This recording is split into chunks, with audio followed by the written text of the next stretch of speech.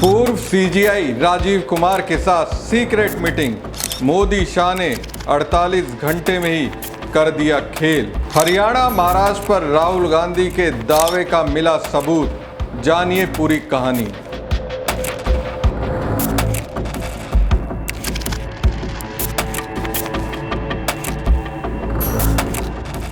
नमस्कार दोस्तों, लोकसभा में नेता प्रतिपक्ष राहुल गांधी के निशाने पर चुनाव आयोग है। वो सीधे सीधे कहते हैं हरियाणा विधानसभा चुनाव में फर्जीवाड़ा हुआ है।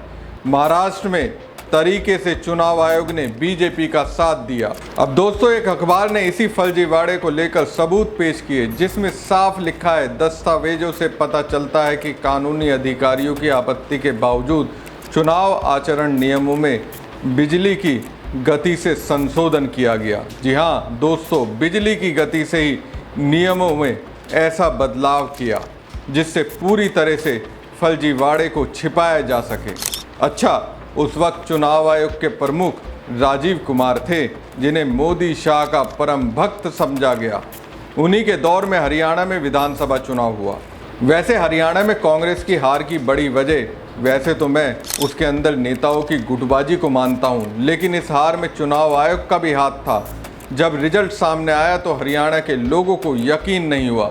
उसमें मशहूर वकील महमूद प्राचा भी हैं। दोस्तों, प्राचा वही हैं जिन्होंने 2024 के चुनाव में लोकसभा चुनाव लड़ने की ठानी तो निर्दलीय नामांकन भर दिया। कहा कि जीतने या हारने के लिए नहीं, ईवीएम की गड़बड़ी के सबूत जुटाने के लिए चुनाव में उतरा हूं। हरियाणा विधानसभा चुनाव में गड़बड़ी की शिकायत लेकर महमूद प्राचा पंजाब हरियाणा हाई कोर्ट गए थे। उन्होंने चुनाव आयोग से चुनाव की videography, CCTV camera footage, form 17C की मांग की थी। 9 दिसंबर को हाई कोर्ट ने चुनाव आयोग को निर्देश दिए कि वीडियोग्राफी, सीसीटीवी फुटेज और वोटों से जुड़े दस्तावेजों की कॉपी वकील प्राचा को दे दें। चुनाव आयोग ने कोर्ट में ही विरोध कर दिया। चुनाव आयोग ने सरकार के साथ मिलकर नया खेल करके नियम ही बदल दिया। चुनाव आयोग ने नया नियम बना दिया कि पोलिंग बूथों के सीसीटीवी फुटेज बाहर नहीं आ सकते। चुनाव आयोग की सिफारिशों के आधार पर कानून मंत्रालय ने चुनाव संचालन नियम 1961 के नियम 93(2)(a) में संशोधन कर दिया।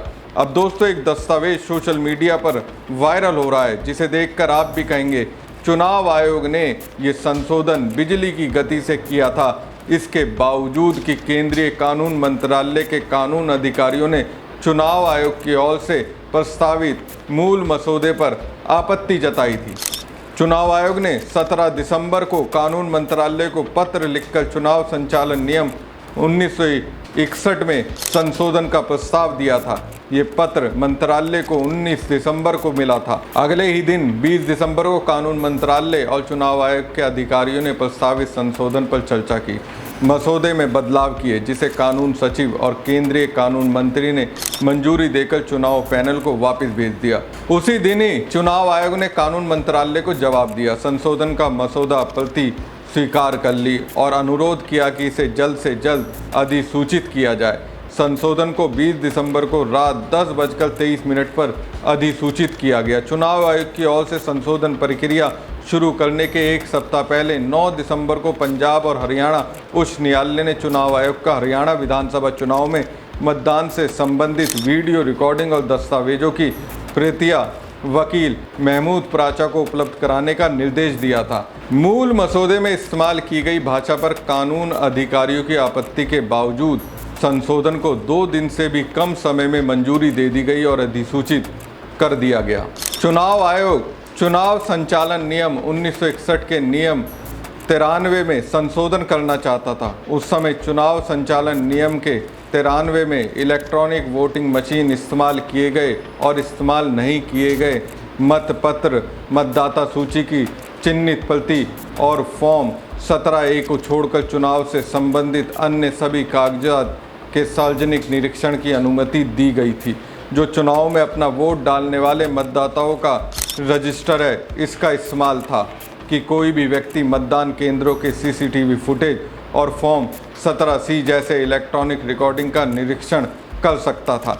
एक दस्तावेज जो प्रत्येक उम्मीदवार के लिए मतदान केंद्र पर डाले गए कुल वोटों को रिकॉर्ड करता है। अधिवक्ता महमूद प्राचा ने इस नियम का हवाला देते हुए हरियाणा के मतदान केंद्रों से फॉर्म 17C और सीसीटीवी फुटेज तक पहुंच मांगी थी और पंजाब और हरियाणा उच्च न्यायालय ने उनकी याचिका को बरकरार रखा था। न्यायालय के आदेश के कुछ ही दिनों के भीतर चुनाव आयोग ने कानून मंत्रालय को पत्र लिखकर सुझाव दिया कि चुनाव से संबंधित कागजात और इलेक्ट्रॉनिक रिकॉर्डिंग तक जनता की पहुंच को सीमित करने के लिए नियम 93 में संशोधन किया जाए। विशेष रूप से इसने सुझाव दिया कि नियम 93 के उपनियम 2A में संशोधन कर कागजातों से पहले वैधानिक शब्द जोड़ा जाए। उस समय उपनियम में कहा गया था कि चुनाव से संबंधित अन्य सभी कागजात सार्वजनिक निरीक्षण के लिए खुले होंगे।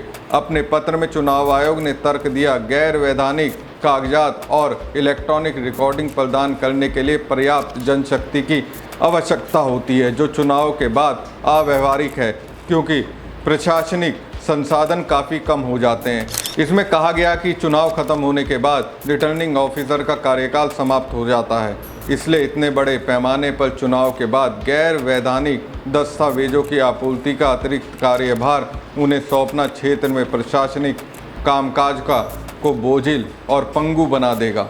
चुनाव आयोग ने यह भी तर्क दिया कि चुनाव से संबंधित अन्य सभी कागजात तक सार्वजनिक पहुंच प्रदान करने से भ्रम पैदा हो सकता है। इसके अलावा अन्य सभी कागजात शब्द एक व्यापक शब्द है और इसका अर्थ चुनाव से संबंधित सभी प्रकार की सामग्रियों को शामिल करने के लिए लाया जा सकता है, जिसमें भ्रम और अनावश्यक प्रशासनिक बोझ पैदा हो सकता है, जिससे कोई कानूनी उद्देश्य पूरा नहीं होता है। चुनाव आयोग ने कानून मंत्रालय को लिखे अपने पत्र में लिखा, पोल पैनल और कानून मंत्रालय के बीच पत्राचार से पता चलता है कि कानून अधिकारियों ने प्रस्तावित संशोधन पर आपत्ति जताई है। अधिकारियों ने चुनाव निकाय को बताया कि चुनाव नियमों के नियम 93 के उपनियम 1 और 1A में चुनाव रिकॉर्ड की एक सूची दी गई है, जिसे आम जनता द्वारा एक्सेस नहीं किया जा सकता है, और नियम 93 के उपनियम 2 में वैधानिक जोड़ने से कागजातों के निरीक्षण पर और पाबंदी लगेगी, जो पिछले 63 सालों से लागू चुनाव नियमों के संचालन का उद्देश्य नहीं हो सकता। कानून मंत्रालय के अधिकारियों ने लिखा, कागजातों के पहले वैधानिक शब्द लगाने से उन कागजातों के निरीक्षण पर और प्रतिबंध लगेंगे, जो चुनाव नियमों के संचालन के उपनियम 2 का उद्देश्य नहीं हो सकता। अधिकारियों ने आगे तर्क दिया कि वैधानिक शब्द को परिभाषित नहीं किया गया है और नियमों की भाषा के निर्माण से इनके अर्थ का अनुमान नहीं लगाया जा सकता है। इससे इसके प्रावधानों में अस्पष्टता आएगी। दोस्तों, इन दस्तावेजों से पता चलता है कि विधि अधिकारियों के आग्रह पर चुनाव आयोग ने चुनाव संचालन नियमों में प्रस्तावित संशोधन में वैधानिक कागजात को इन नियमों में मौजूद सभी अन्य कागजात से बदलने पर सहमति व्यक्त की। चुनाव संचालन नियमों में संशोधन की क्रोनोलॉजी को समझने का प्रयास करते हैं। सबसे पहले पंजाब और हरियाणा हाईकोर्ट ने चुनाव आयोग को 9 दिसंबर 2024 को हरियाणा चुनाव के फॉर्म 17C और CCTV फुटेज उपलब्ध कराने का आदेश दिया। फिर एक सप्ताह बाद चुनाव आयोग ने 17 दिसंबर 2024 को चुनाव संचालन नियमों के नियम 93 में संशोधन के लिए केंद्रीय कानून मंत्रालय को पत्र लिखा। इसके बाद केंद्रीय कानून मंत्रालय को 19 दिसंबर 2024 को चुनाव आयोग पर पत्र मिला, जिसके बाद केंद्रीय कानून मंत्रालय ने 20 दिसंबर 2024 को चुनाव आयोग के अधिकारियों के साथ बैठक की। प्रस्तावित संशोधन की भाषा पर आपत्ति जताई। चुनाव आयोग को संशोधित मसौदा प्रदान किया गया।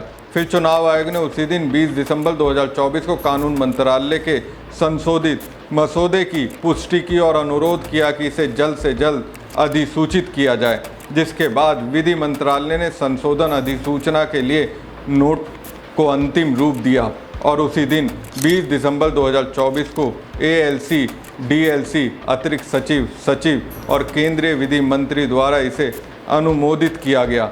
चुनाव संचालन नियमों में संशोधन को उसी रात 10:30 बजे अधिसूचित किया गया, यानी चर्चा, आपत्ति, संशोधन, पुष्टि, अंतिम रूप, अनुमोदन और अधिसूचना सभी 48 घंटे से भी कम समय में किए गए।